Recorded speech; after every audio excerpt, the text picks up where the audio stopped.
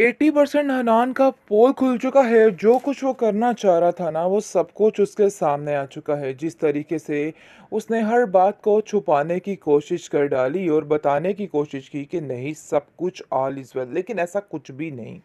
आप देखेंगे कि किस तरीके से सारी चीज़ों का अंदाज़ा हो चुका है ज़ारा को कि उसके साथ कितना बड़ा झमेला हो चुका है।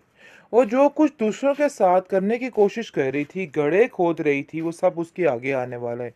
क्योंकि हनान एक बहुत बड़ी प्लानिंग के तहत ये सब कुछ कर रहा है और हर चीज़ हथियाने की कोशिश कर रहा है। और ऊपर से ये कहेगा कि मुझे किसी चीज़ का कोई इल्म नहीं है। ये तो मेरे साथ खुद धोखा हुआ है और मुझे कुछ पता नहीं कि आखिर ये सब कुछ हुआ क्या। जिस तरीके से हनान हर चीज़ को पलटने की कोशिश कर रहा है और बताने की कोशिश कर रहा है कि उसने ऐसा कुछ भी नहीं किया, बल्कि जो कुछ भी हुआ है तुम्हारे सामने ही है। मैं अब बिल्कुल कंगाल हो चुका हूँ, गरीब हो चुका हूँ, मेरे पास कुछ भी बाकी नहीं रहा। ये सारी प्लानिंग की गई है हनान और उसकी माँ की तरफ से। आप देखेंगे कि काफ़ी शातिर है वो, लेकिन माजिदा कहती है कि मुझे ऐसा लग रहा है कि जैसे दाल में कुछ काला है। कुछ ना कुछ कहीं तो कहीं ऐसी गड़बड़ ज़रूर है, जिसकी वजह से ये सारे मामलात हो रहे हैं। जिस पर वो कहती है कि नहीं, ऐसी कोई बात नहीं, आप बिला वजह टेंशन ले रही हैं। लेकिन जी आप देखेंगे कि मिनाहिल की ये हालत देख के माजिदा कहती है कि तुम्हारा ये हाल देख के हर एक को अंदाज़ा हो रहा है कि बहुत ही गलत हुआ है और बहुत ही हालत तुम्हारी बुरी हमारी वजह से हुई है। देखो, अपने रवैये को बदलने की कोशिश करो। जिस पर वो कहती है कि आखिर इन सब चीज़ों में झूठ क्या है, सब सच्चाई ही है, तो इसलिए आप परेशान क्यों हो रही हैं। वाकई में ये सब कुछ आपकी वजह से ही हुआ है और आपको ये बात माननी होगी। काश आप मेरी बात का यकीन कर लें और अब इस बात को समझ जाएं, लेकिन शायद आपको इन चीज़ों का अंदाज़ा नहीं हो पा रहा और अभी भी आप बहुत बड़े यानी कि परेशानी से अपने आप को समझ रही हैं कि आपने कुछ नहीं किया, सब कुछ मैंने ही किया है। बल्कि आपको अब ये बात समझ जानी चाहिए। बिल्कुल भी पसंद नहीं और बहुत शदीद किस्म का झुकता है। तो बेहतर यही है कि इस किस्म की फजूलियात मेरे साथ मत करना। आप देखेंगे कि मिनाहिल उसको कोड़ा कोड़ा जवाब दे देती है और कहती है कि खबरदार, तुमने आइंदा से मेरे साथ कोई इस किस्म की फजूलियात करने की कोशिश की। इस पर काफ़ी ज़्यादा ज़ारा हैरान है और कहती है कि आखिर इसकी ज़ुबान इतनी तेज़ कैसे हो गई, मुझे तो खुद कुछ समझ नहीं आ रहा। क्योंकि असल में अब माजिदा भी उससे खौफज़दा हो चुकी है और कहती है कि पता नहीं क्या हो गया है इस लड़की को, आए दिन कोई ना कोई ऐसी बदतमीज़ी कर देती है कि मुझे खुद हैरत होती है कि आखिर इसने किया तो किया क्या। कैसे मैं इसकी बात का यकीन करूं। कहीं ऐसा ना हो किसी दिन हमारा सारा बांडा फोड़ दे और आखिर हमारे पास क्या रह जाएगा। जिस पर ज़ारा कहती है कि इसके बारे में भी कुछ सोचना होगा, वरना आप नहीं जानती है कि कितना मसला बन सकता है। हनान के घर वाले आखिर क्या कहेंगे और उधर क्या इज्जत रह जाएगी अगर इसने अपनी ज़ुबान से कुछ भी ऐसा निकाल दिया। आप भी ज़रा इसके साथ धीमे लहजे से बात किया करें, क्योंकि इसको अब काबू करना ऐसे नहीं होगा, इसको बड़े तरीके के साथ हैंडल करना होगा। जिसको सुनकर वो कहती है, हाँ बात तो तुम्हारी बिल्कुल ठीक है, मैं भी यही सोच रही हूँ कि इसको तरीके के साथ हैंडल किया जाए, क्योंकि ये लड़की अब हाथों से हाथ निकल गई है। ज़ारा उसको कहती है कि बस आपको अब जो करना है ना, बस मैं आपको क्या बताऊं। असल में ज़ारा अपने घर वालों की इसलिए बड़े अच्छे तरीके से जान गई है, लेकिन इस बात को छुपाने की कोशिश कर रही है और पर्दा डाल रही है, ताकि हर चीज़ पर पर्दा बना रहे और उसको सबको ऐसा लगे कि ऐसा कुछ भी नहीं है। बहरहाल जी, उसके सारी चीज़ें सामने आ चुकी हैं, लेकिन अपनी माँ को नहीं बताना चाहती, क्योंकि वो जानती है कि अगर उसकी माँ को ज़रा सी भिनक भी पड़ गई किसी बात की, तो सारी बात ज़ारा पर ही आएगी और उल्टा उसकी माँ उसको ही जलील करेगी, क्योंकि इसी की वजह से ये सब कुछ हुआ है और उसने हामी भी इसकी कहने पे ही बरी थी। असल में ट्विस्ट इस कहानी का अब आया है। जैसे ही सारा पोल खुलने लगता है, तो किस तरीके से हनान खींच कर कहता है कि अरे भाई, ये पागल है और कुछ भी कहता फिरता है। ऐसी कोई बात नहीं और इसकी बात पे यकीन न करना, जल्दी चलिए आप, क्योंकि आपको नुकसान भी पहुंचा सकता है।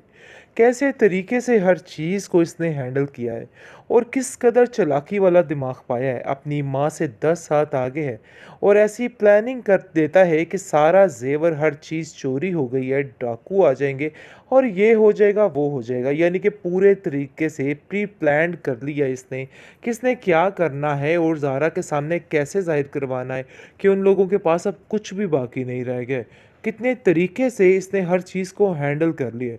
और उसकी माँ उसको कहती है कि आफ़रीन है बेटा तुम पर, तुमने क्या ज़हानत पाई है। मैं तो हैरान हो रही हूँ कि मुझसे भी ज़्यादा बेईमान इंसान कोई दुनिया में है। ख़ैर आप देखेंगे कि किस कदर बेईमानी के साथ वो हर चीज़ को हैंडल कर लेता है और बहुत जल्द ये मामला तय पाएगा।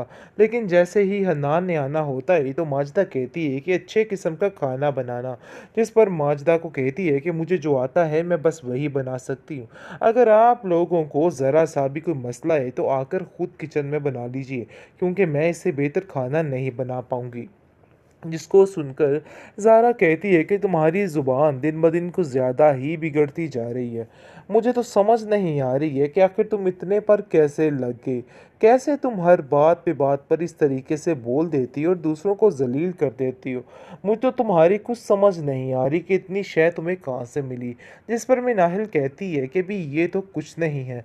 अगर मैंने बोल के आप लोगों के बारे में आपके पोल खोल दिए तो सोचो आप लोगों के पास आखिर क्या बचेगा? इस बात को आप लोगों को अब समझना होगा और ज़रा धीमे लहजे से मुझसे बात किया करो।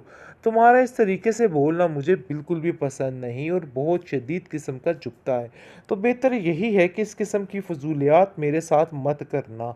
आप देखेंगे कि मिनाहिल उसको कोड़ा-कोड़ा जवाब दे देती है और कहती है कि खबरदार तुमने आइंदा से मेरे साथ कोई इस किस्म की फ़ुज़ूलियात करने की कोशिश की। जिस पर काफ़ी ज़्यादा ज़ारा हैरान है और कहती है कि आखिर इसकी ज़ुबान इतनी तेज़ कैसे हो गई, मुझे तो खुद कुछ समझ नहीं आ रहा।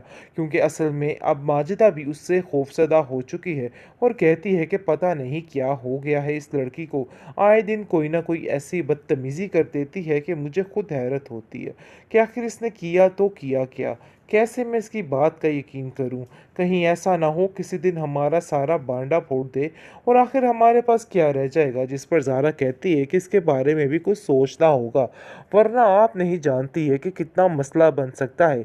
हनान के घर वाले आखिर क्या कहेंगे और उधर क्या इज़्ज़त रह जाएगी अगर इसने अपनी ज़ुबान से कुछ भी ऐसा निकाल दिया। आप भी ज़रा इसके साथ धीमे लहजे से बात किया करें, क्योंकि इसको अब काबू करना ऐसे नहीं होगा। इसको बड़े तरीके के साथ हैंडल करना होगा। जिसको सुनकर वो कहती है, हाँ बात तो तुम्हारी बिल्कुल ठीक है। मैं भी यही सोच रही हूँ कि इसको तरीके के साथ हैंडल किया जाए, क्योंकि ये लड़की अब हाथों से हाथ निकल गई है।